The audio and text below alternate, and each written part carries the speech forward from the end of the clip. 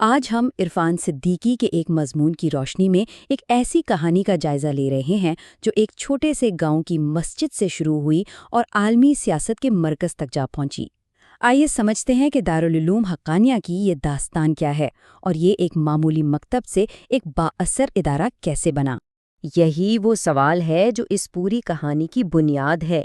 آخر کیسے ایک ادارہ جو تقسیم ہند کے ہنگاموں میں قائم ہوا ایک ایسی طاقت بن گیا جس نے نہ صرف ایک خطے بلکہ پوری دنیا پر اپنے گہرے اثرات چھوڑے۔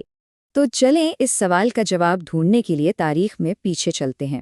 بات ہے 1947 کی، جب برصغیر کی تقسیم کے وقت ایک غیر متوقع واقعہ اس ادارے کی بنیاد بنا۔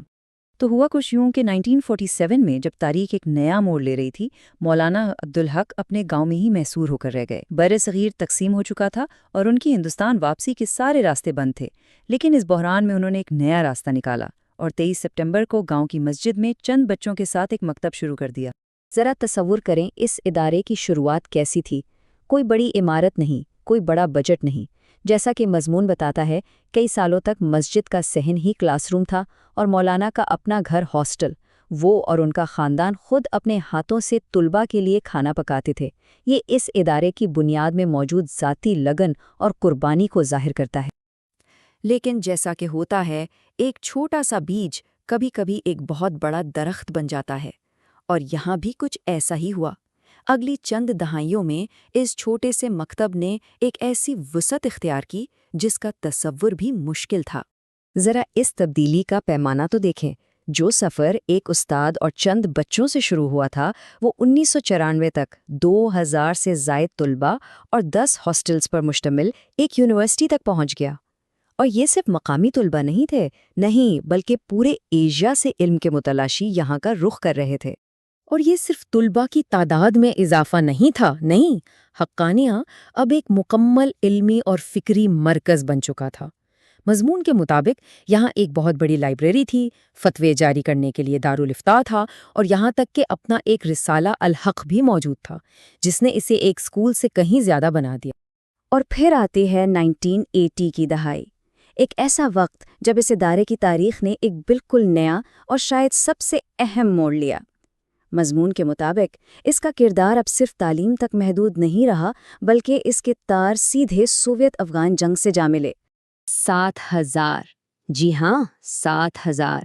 مضمون کے مطابق یہ حقانیہ کے ان فارغ التحصیل طلباء کی تعداد ہے جنہوں نے سوویت یونین کے خلاف افغان جنگ میں حصہ لیا۔ یہ واقعی ایک حیران کن تعداد ہے جو اس مدرسے کے اثر و رسوخ کی ایک بالکل مختلف تصویر ہمارے سامنے لاتی ہے۔ اور یہاں ایک اور اہم بات جو مضمون بتاتا ہے وہ یہ ہے کہ یہ طلباء کسی ایک مجاہدین گروپ کا حصہ نہیں تھے، بلکہ وہ جنگ کے دوران مختلف تنظیموں اور محاذوں پر پھیلے ہوئے تھے، جو ان کے وسیع پیمانے پر اثر کو ظاہر کرتا ہے۔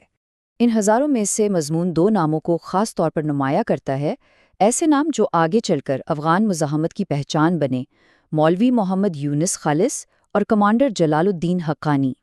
مضمون کے مطابق یہ دونوں بھی اسی مدرسے کے فارغ التحصیل تھے۔ اچھا، اس ادارے کا اثر صرف اس کے طلباء تک ہی محدود نہیں تھا۔ اس کے بانی مولانا عبدالحق خود پاکستان کی سیاست میں ایک بہت بڑا نام بن چکے تھے، جیسا کہ مضمون میں تفصیل سے بتایا گیا ہے۔ دیکھیں، وہ صرف ایک مذہبی عالم نہیں تھے بلکہ ایک منجے ہوئے سیاستدان بھی تھے۔ انہوں نے 1970، 1977 اور 1985 میں 3 بار قومی اسمبلی کے انتخابات جیتے، اور سب سے دلچسپ بات یہ ہے کہ مضمون کے مطابق انہوں نے یہ کامیابیاں بغیر کسی روایتی جلسے جلوس یا انتخابی مہم کے حاصل کیں۔ ان کے اثر کا اندازہ اس بات سے لگایا جا سکتا ہے جو ان کے ایک سیاسی حریف نے اپنی شکست کے بعد کہی: میں کیا کرتا، میرا مقابلہ تو ایک پیغمبر سے آن پڑا تھا۔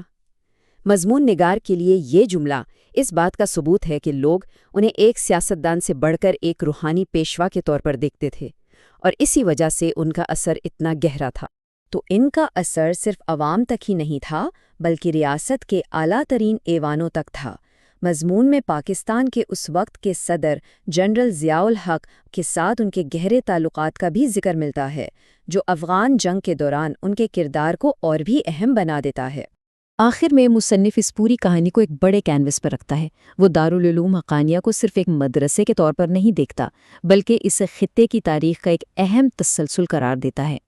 مضمون نگار کے نزدیک حقانیہ کی کہانی خلا میں پیدا نہیں ہوئی ہے، بلکہ یہ اس خطے میں بیرونی طاقتوں کے خلاف مزاحمت کی ایک بہت لمبی تاریخ کی ایک نئی کڑی ہے، ایک نیا باب ہے۔ اس بڑی داستان کو بیان کرنے کے لیے مصنف بالاکوٹ کی جنگ اور ریشمی رومال تحریک کا ذکر کرتا ہے، اور اسے افغانستان کے پہاڑوں اور سمرقند و بخارا کی آزادی کی خواہش سے جوڑتا ہے۔ اس کے نزدیک یہ تمام واقعات ایک ہی جد و جہد کا حصہ ہیں، اور دارالعلوم حقانیہ اسی میراث کا امین ہیں۔ تو یہ کہانی جو ہمیں بتائی گئی ہے، ایمان، تعلیم اور جدوجہد کی، یہ ہمیں اس بات پر سوچنے پر مجبور کرتی ہے کہ وراثتیں آخر بنتی کیسے ہیں اور انہیں یاد کیسے رکھا جاتا ہے۔ جب ان تینوں چیزوں کو ایک ساتھ ملا دیا جائے تو اس سے جو بیانیہ بنتا ہے وہ کتنا طاقتور ہو سکتا ہے۔